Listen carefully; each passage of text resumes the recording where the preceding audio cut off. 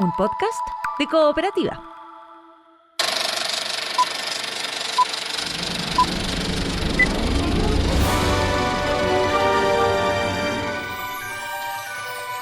Hola, ¿cómo están? Soy Joel Poblete y este es Estrenos y Razones, el podcast que te cuenta por qué ver y por qué no ver alguna de las películas que están dentro de la cartelera nacional.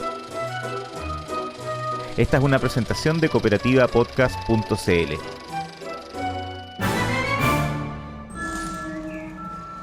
I find music a useful distraction, a focus tool. Keeps the inner voice from wandering.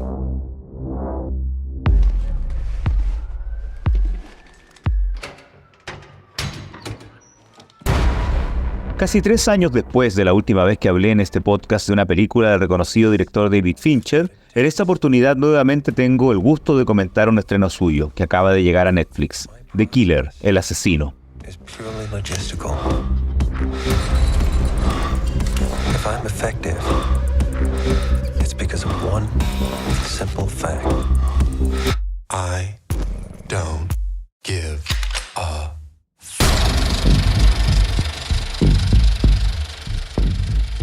A fines del 2020, en pleno primer año de pandemia, era el turno de hablar de Mank, que también debutó en esa plataforma de streaming y que meses después llegaría a tener 10 nominaciones al Oscar, de las cuales obtendría 2 estatuillas. Y al igual que en esa ocasión, la primera razón para recomendarla y por la que El Asesino era uno de los títulos más esperados del año por cinéfilos y cinéfilas, es su director, considerado por tanta gente, incluyéndome, como uno de los realizadores más destacados y estimulantes del cine estadounidense actual.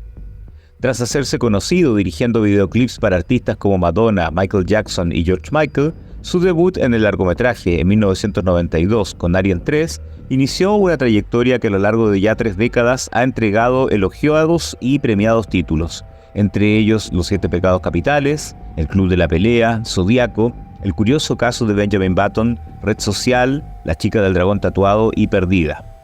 A eso hay que sumarle su aporte en las series, ya sea como creador, productor o director de producciones como House of Cards, Love, Death and Robots y Mindhunter. Con una carrera y currículum como esos, por supuesto que cada nuevo trabajo de Fincher es esperado con ansias. Y desde su estreno mundial a principios de septiembre, como parte de la competencia oficial del Festival de Venecia, El Asesino ha sido muy bien recibido por la crítica y los cinéfilos.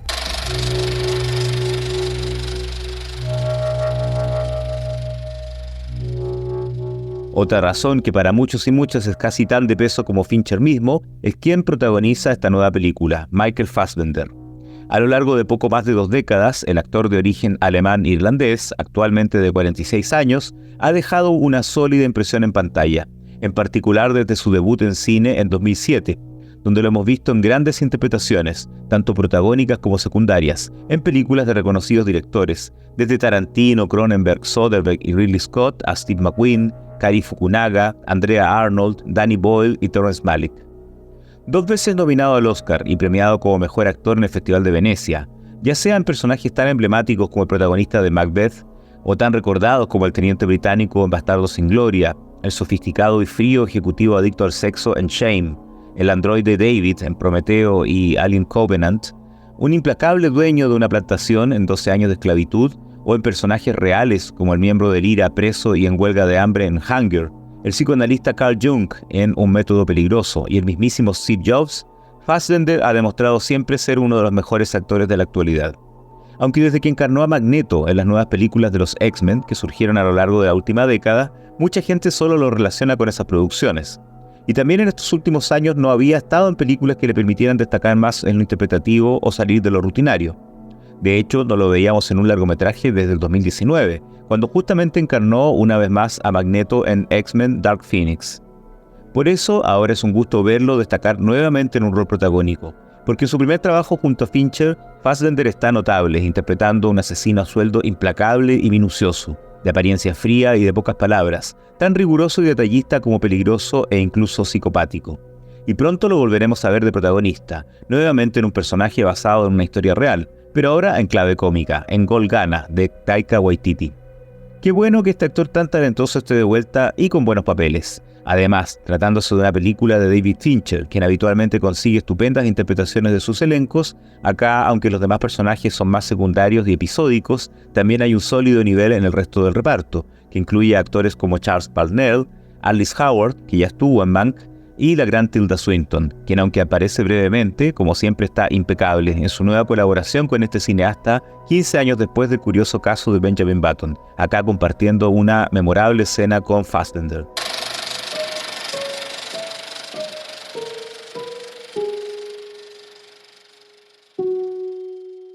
Otra razón es, como suele ocurrir con las películas de Fincher, la historia que nos cuenta y el estilo con el que se desarrolla. Tanto en lo visual como en lo narrativo, este director siempre busca propuestas estimulantes y que no sean algo más del montón.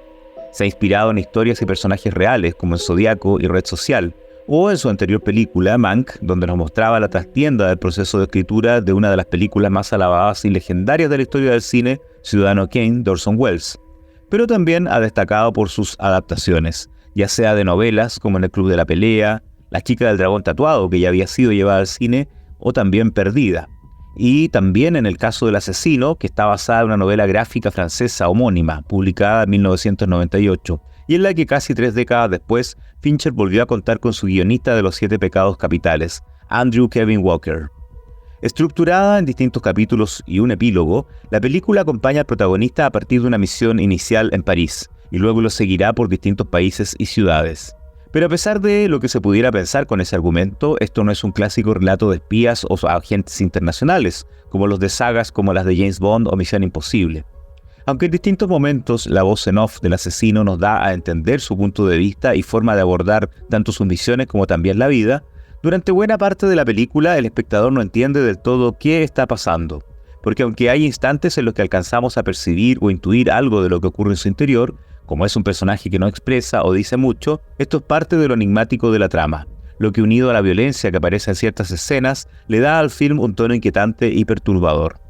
La puesta en escena de Fincher es tan minuciosa, cuidada y detallista como el propio protagonista, quien, como han dicho distintos críticos, evoca a un tipo de personaje impasible, frío y de pocas palabras, conectado con los rituales y tradición de personajes como los samuráis.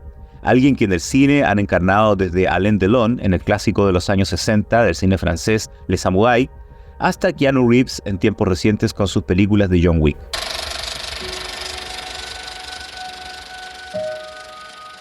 Ya que me refería a la puesta en escena de Fincher, otra razón para recomendar El asesino es porque, como es tradición en sus películas, acá hay un sólido trabajo artístico en distintos ámbitos, comandado por artistas que han ganado el Oscar por anteriores colaboraciones con este cineasta. Destaca, por supuesto, la visualidad, como la atmosférica fotografía y a menudo enrarecida fotografía en realidad de Eric Messerschmidt, quien se lució con el blanco y negro en Mank e incluso ganó el Oscar por ella. Y acá ya utiliza muy bien los colores y los contrastes de luz y sombra, en especial en la oscuridad de interiores o escenas nocturnas. También se luce la ambientación y el trabajo de diseño de producción del equipo que encabeza Donald Graham Bart, ganador de 2 Oscar. En ambos casos por películas de Fincher, tanto en El curioso caso de Benjamin Button como en Mank. Considerando que en esos títulos se trataba de ambientación de época, es interesante ver su talento acá en un ámbito eminentemente más contemporáneo como El asesino, con sus sofisticadas oficinas, habitaciones y hoteles, pero también en los entornos sombríos o inquietantes de otras locaciones. Y también es clave en la visualidad y además en el sentido del ritmo, la espléndida labor en el montaje, mérito de Kirk Baxter, 3 veces nominado al Oscar, en todas ellas por películas de Fincher, ganando la estatuilla en 2 oportunidades, por Red Social y La chica del dragón tatuado. Aquí la labor de edición de Baxter vuelve a ser impecable y destaca, por ejemplo, en todas las escenas iniciales ambientadas en París, así como especialmente en todos los instantes donde surge la violencia.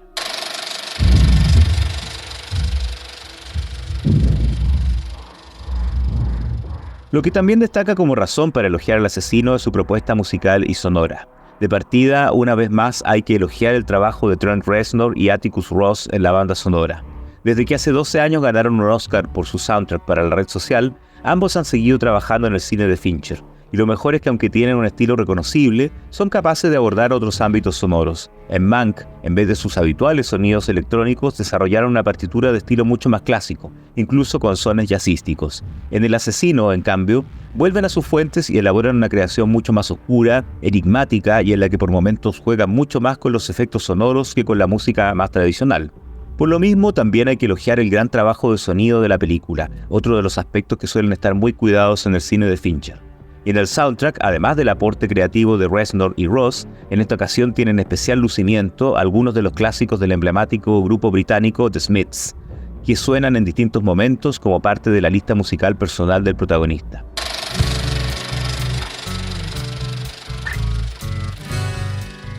Para finalizar, aclaro que aunque me gustó bastante la película, no creo que sea necesariamente una obra maestra o uno de los mejores trabajos de David Fincher. Tal vez no tendrá tanta repercusión como a su anterior film y ni siquiera reciba nominaciones al Oscar, o al menos no tan contundentes como Mank, donde de partida postuló a Mejor Película y Dirección, pero para quienes admiramos su filmografía, este estreno es una buena noticia por donde se lo mire. En Mank, el cineasta desarrolló uno de los trabajos más sobrios y clásicos de su carrera, en un registro quizás más distinto de lo que nos tiene acostumbrados, mientras en El Asesino hay distintos elementos que nos permiten decir que está de vuelta en sus terrenos habituales. Y aunque no esté al mismo nivel de algunas de sus cintas más emblemáticas, conforma un trabajo con atmósfera, tensión y estilo que de todos modos nos remite a lo que mejor sabe hacer, incluyendo por ahí fugaces momentos que, aunque no son de humor en el sentido tradicional, de todos momentos nos hace sonreír esporádicamente. En resumen, un Fincher en su salsa, en buena forma y utilizando muy bien los recursos que nos han hecho admirarlo. Eso sí, ya van 2 películas seguidas que por estos lados nos debemos conformar con ver directamente en Netflix, incluso en este caso en que ya no estamos en pandemia, y pese a que en otros países latinoamericanos como Argentina, Brasil y México sí se pudo ver en algunas salas de cine por pocos días antes de debutar en la plataforma. Ojalá su próximo título sí lo podamos apreciar en pantalla grande. Breathe. Breathe. Calm. Prepare to be excited. This is what it takes.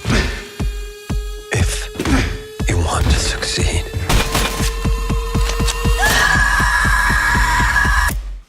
Hey.